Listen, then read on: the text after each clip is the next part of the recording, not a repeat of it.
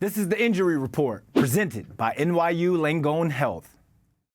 The Giants were without their bowling ball of a running back, Cam Skattebo, after he suffered a severe right ankle injury Week 8 against the Eagles. We all saw it on TV. It was nasty.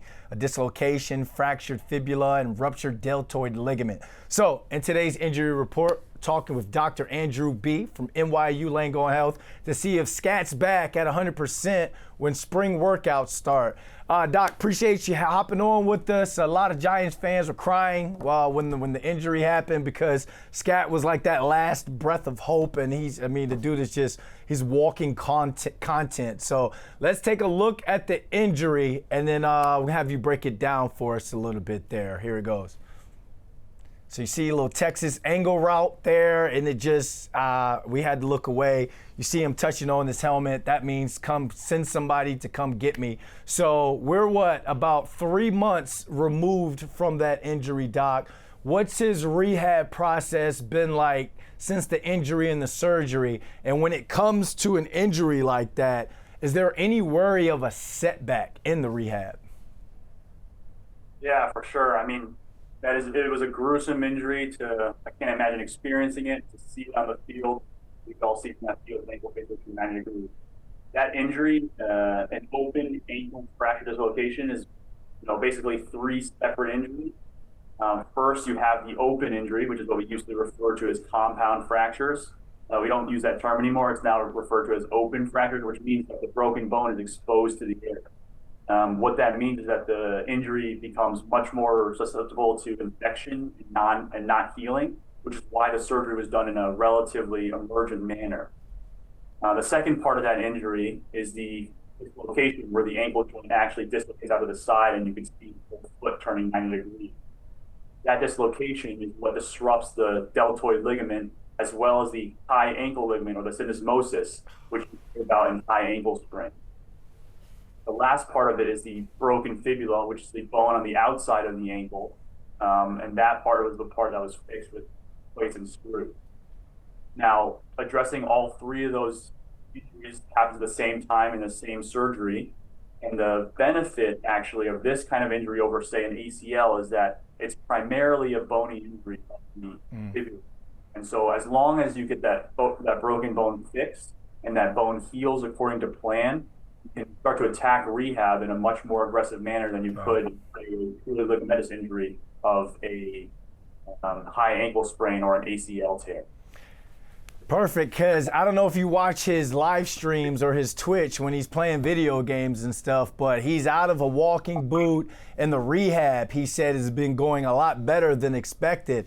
And GM Joe Schoen said that he'll actually be prepared for the off-season program that starts on April 6th, and he's expected to be 100% by the start of training camp. A lot of people were saying that he wasn't going to be 100% at the start of training camp. So does that surprise you that Joe Schoen said that? Not really. First of all, Cam, we know, is an absolute specimen. That guy is going to attack his rehab, and he's going to be a great healer of all his soft tissue and bony injuries. But what this tells me is that he probably has already had his 3-month x-ray following his surgery, and that the bone of the fibula is healing really well according to plan. And so what that means is that he can now basically attack rehab unlimited, no restrictions on weight, no restrictions on range of motion, and ready for the off season and for sure the beginning of the season. One part of the procedure that they did was called the tightrope procedure. Prior high-profile athletes that got that was a two-up, it was a gamma for a high ankle sprain. That's basically where you drill across the tibia and fibula, the 2 bones of the ankle joint, and you tie medical-grade suture as well as 2 metal buttons to fit 4 ligaments of the ankle. And so now you're less dependent on ligament healing, which takes a long time. And now you can rely on the tightrope and your bony healing, which you can get to your rehab much faster. Versus, Malik Williams, who tore his ACL, similar time frame, but is a much more questionable, much less confident prediction on beginning the season 100%. $1 million question here. If you were treating a patient who didn't play professional football Or you know what? Let's say they don't play sports at all. What would be your plan for their rehab and their recovery process? And could theirs be as aggressive as a Scats? Yeah, you know, there's much less of a financial and career incentive to get them back to, doing everything they want to do as fast as an NFL team can back to everything.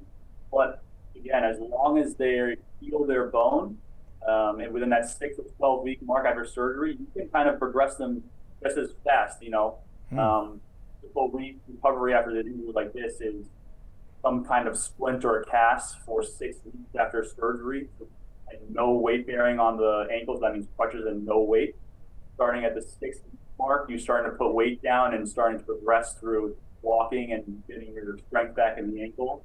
And around that 3-month mark, as long as the bone is on the X-ray as well, you kind of start progressing them as fast as they can tolerate. But of course, your average Joe is not going to likely recover as fast as Skattebo. Wow. Well, you guys do a great job at NYU Langone Health. Doc, I was horrible at that game operation as a kid, so kudos to you guys for patching these athletes up and your everyday person and getting them back out there, not only on the field, but just in life in general. So appreciate you coming on, Doc. And my pleasure. Thanks.